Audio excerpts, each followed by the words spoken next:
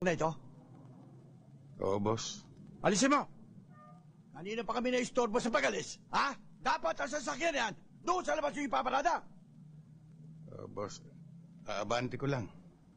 Sandali.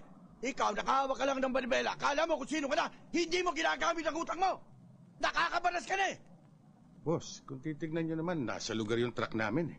Yes, we are on the right track. Ang ibig mo sabihin, kami pa mali. Ha? Oo. Lahat ng sasakyan doon nakaayos. Itong sasakyan nyo nakahambalang dito. Ganon ha? Sisinuhin mo ang kaharap mo.